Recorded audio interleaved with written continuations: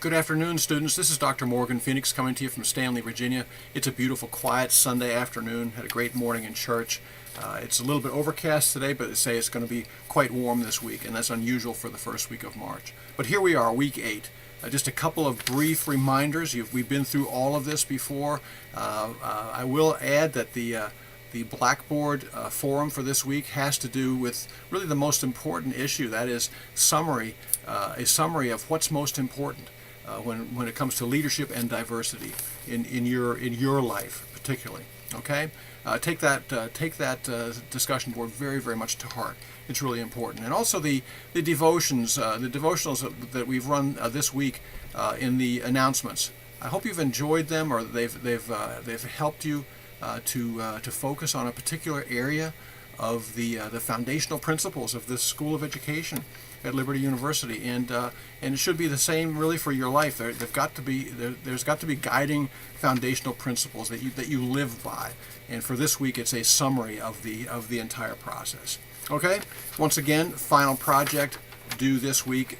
8 headings. They've all got to be there. We've been over that. Okay. If you're doing a PowerPoint, be sure that you do not put just text on the screen.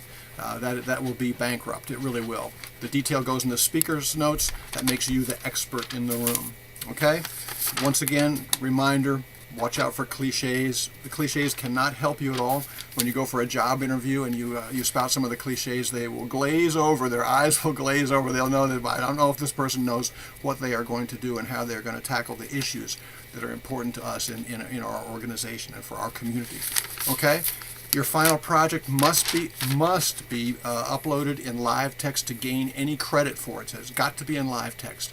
I want to ask you also to submit it in Blackboard, because that's where your total points for the course are tallied. And so please do that. Also for week 8, if you were watching the videos in week 5 or 6, I can't remember which week, that we offered the week 8 option for your journal article critique. Remember, if you access that option, please put at the top of your paper, this is a revision of week number 2 or week number 5 or week number 6, and make sure you put down the point total that you got in that week, because I'd hate to see that your score went down. Okay, and finally, this is really, really important for me personally, not professionally so much, but personally, the course evaluation. Give me the key points of things that worked well, that need to be enhanced, perhaps even more, or things that worked well and they're fine just the way they are. And if something needs to be adjusted in this course, I can at least make recommendations to the university or to the School of Education about improving this course. It's a great course. It's a unique course also, and people who understand that early on in the term get the most out of it.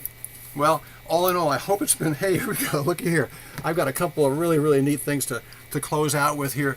This is my dog. I call this dog my dog because it picked me out at the place where I was looking for a dog. It jumped on top of a whole bunch of other puppies and made it very, very clear that it was going to be my dog. So that's its name now.